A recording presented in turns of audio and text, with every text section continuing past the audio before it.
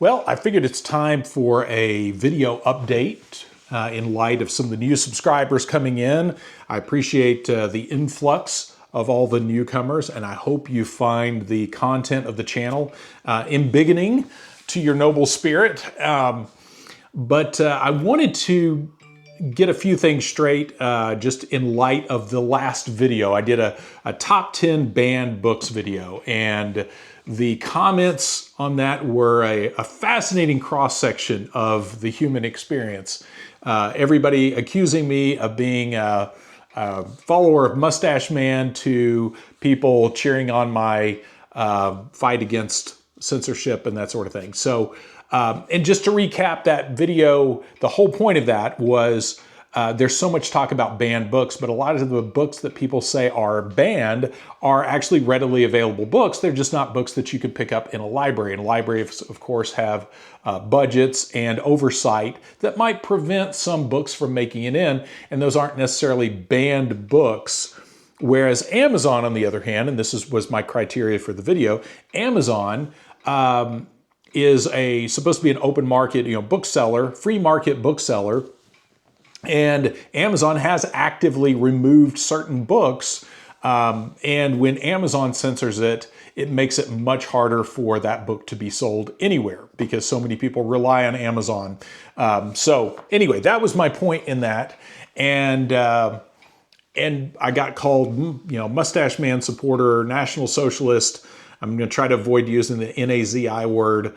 I think that's one that can get your channel in trouble. So for the record, I am not an NAZI or Mustache Man supporter or anything like that. I think a lot of the topics in those books,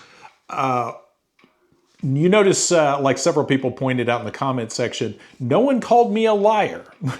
So no one said X, Y, and Z in book X is false, and how dare you put that out there. It was just you're promoting hate or whatever. And that, in light of all the charges of calling me a right-winger or whatever, I thought this would be a good video to set some of that straight. When I first got into this arena of looking into a lot of this political intrigue, you would have probably, if you had met me then, would probably have called me a liberal. In fact, a lot of people did. And my thing was, I don't like corruption. I like to expose the bad things being done. And if they're on the political left, so be it. If they're on the political right, so be it. But all of that needs to be exposed. And it's kind of funny, as I've gone through my life, I've been accused of being a radical leftist and a radical right-winger. And all the while carrying pretty much the same ideology I have since 1999. Now, I will say my worldview has grown a lot to understand a lot of things that I didn't understand, in my late 20s. But one of the things, I used to have a lot of customers that would come in and talk political stuff with me.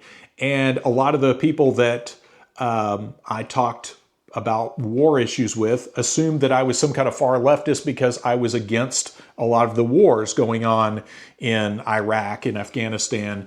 And then the war in Syria came along, and suddenly I was a right-winger for being against the war in Syria. And then the shot came out, and then I became a right-winger for not wanting to have an experimental shot put in my body that hadn't been properly tested. So it's interesting how that sort of thing goes, that there are certain things like I find a lot of the right-wing philosophies of people like Ayn Rand, Ayn Rand, or however you say it, to be devoid of any kind of compassion. So in that case, I guess I'm back over into the liberal turf. But to me, and the whole point of this channel is seeking truth and digging up the truth wherever it may be. And when we encounter stuff like intrigue in World War II or World War I, as this goes, but when we encounter this stuff, being willing to dig into it regardless of party affiliations. And For the record, I have no party affiliation. So when we find out that Epstein Island is doing what it's doing with people across the aisles, hopefully that propels us to be bigger than the system. And when we encounter a lot of the stuff in some of the books I had out the other night, which I might have put all those up, but when we encounter some of that stuff, I think it's not a matter of we suddenly are endorsing Mustache Man. It means maybe we need to take a closer look at World War II and realize that there was wartime propaganda on both sides, and all of that needs to be examined critically. And one thing that I learned back in my early 20s as a college student, and I was a political cartoonist very briefly. And there's a video about that, I think, over in the members section. But very briefly, I was a political cartoonist and drew a cartoon that shone light on a particular issue of some pretty bad behavior on the part of some of the social clubs or fraternities or whatever you want to call them on campus. And instead of addressing the actual issues that we were bringing to light, I was attacked and the other newspaper staff was attacked, and we wound up having the whole paper get shut down, and not actually based on our actual behavior. It was all, they had to find something wrong and pick apart the way we said what we said rather than actually address the content. So I'm kind of used to that by now. And I saw a lot of that in the comment section on that video of a lot of people picking apart certain elements of that. But as for my personal politics, again, I am a truth seeker through and through, and I'm all about figuring out what's happening in the world. And I refuse to be a compliant partisan of the Democratic Party or the Republican Party or the Libertarians. My thing is, if it's corrupt, let's expose it. And I don't have a capitalist axe to grind or a socialist axe to grind. Again, I'm for let's get rid of the corruption, let's expose it, and move forward from there. And I found, in my travels, when you do stay focused like that and you are exposing the corruption as it comes along in real time, and you don't wait 20 years to look back and go, oh, shucks, yeah, how did that whole incubator baby thing trick us into a war with Iraq? That's crazy. But when you see it unfolding and you say, that's corrupt and we shouldn't go along with that, it's kind of like the reaction I've gotten from a lot of my friends and family, accusing me of being a right-winger or a left-winger or whatever. And it's hilarious when you're accused of it at all at the same time. That's when you've really leveled up. But a good way to look at that situation is if you're in the water and you're out in the ocean and you're in turbulent water and the water is knocking your boat all over the seas, and you look out in the distance and you see a lighthouse, and the light is on in the lighthouse, and you're looking out there at the lighthouse. If you don't understand how much your boat is being moved around by the waves, the lighthouse is going to look like it's moving all over the place.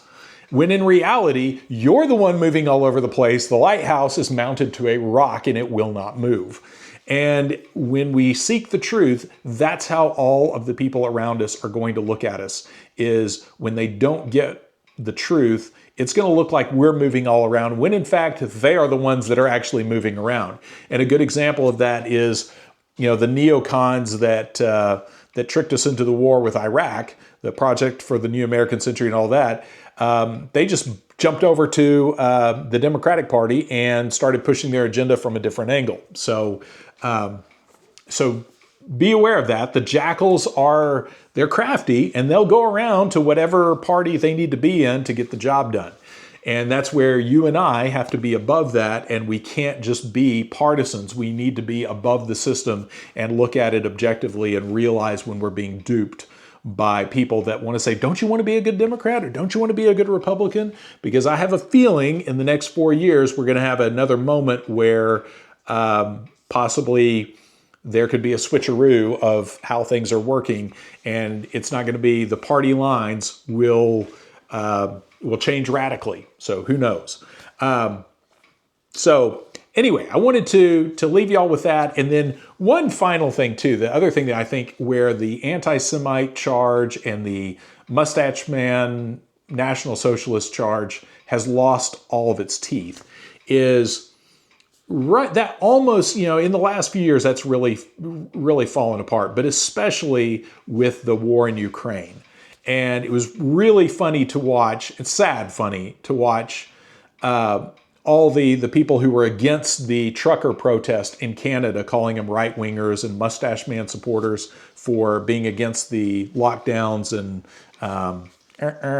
mandates and all that. But they were upset with that, and there was even some agent provocateurs coming around with NAZI flags and whatnot in those protests, and they were decried as Mustache Man supporters and right-wingers and that sort of thing, and whole memes about punch a Nazi in the face, and then when the whole Ukraine thing happened, it flipped on a dime, and suddenly the National Socialists were the literal ideological Mustache Man supporters, like the Azov Battalion and that sort of thing. The literal ideological NAZIs were suddenly the good guys, and we were supposed to forget all of that and dissociate all that. And the truckers are still NAZIs, but they're the bad NAZIs, and the actual ideological NAZIs are somehow the good guys, and we're not supposed to pay attention to that. So to me, that's when all of that lost its credibility. And there were people saying, "Oh, well, Zelensky is a Jewish president, so how could they ever support NAZIs?" And well, look over there and see, because it's happening right now. So it was funny. We went from punch a Nazi in the face to arm an NAZI with a javelin missile in the course of just a few days. So to me, at that point, all those charges lost all their teeth. And especially with what's happening now in Gaza, more than ever, I don't have a whole lot of sympathy for that. So when somebody charges the anti-Semite thing, it's kind of hard to take that seriously now. So anyway, I hope that clears it up. My channel, I don't have a political angle. I'm not a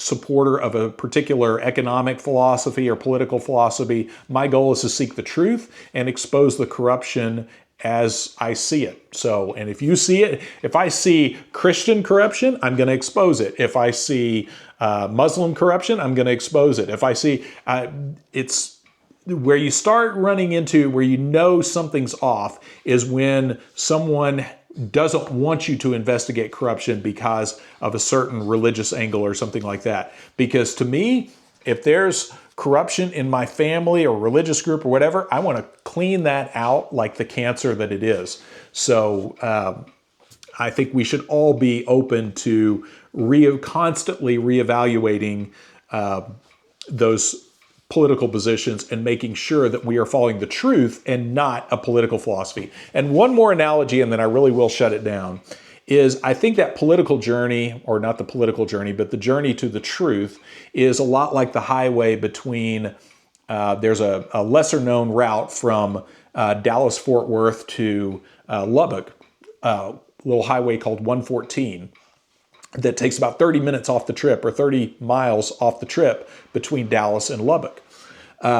But when you drive on that freeway, it overlaps. As it winds through West Texas, it overlaps the 380 at one point, I think 62 and 82 also at some point. So you have to be really, really paying attention to make sure that you don't accidentally wind up veering off on 380 and wind up in Post, Texas instead of Lubbock, Texas.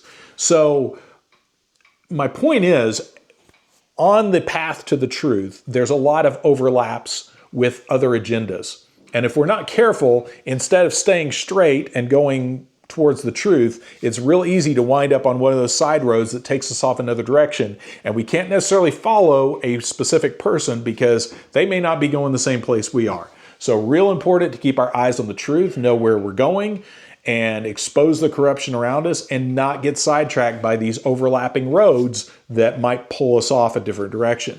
So hope that makes sense. Thank you all for your support of the channel. I appreciate all the new subscribers. Hopefully I didn't just bore you out off the channel with that, but wanted to just give my 2 cents worth and make sure that it's clear for the record that I am not a Mustache Man supporter. I am just anti-corruption and anti-lies. I don't like the whole bearing false witness thing. So when I come across that, I want to expose it. And I think as the quote goes, if it can be destroyed by the truth, it should be destroyed by the truth. So anyway, I'll stop there, but thanks for watching. And again, thanks to all of you who've joined the channel. I hope you enjoy the content.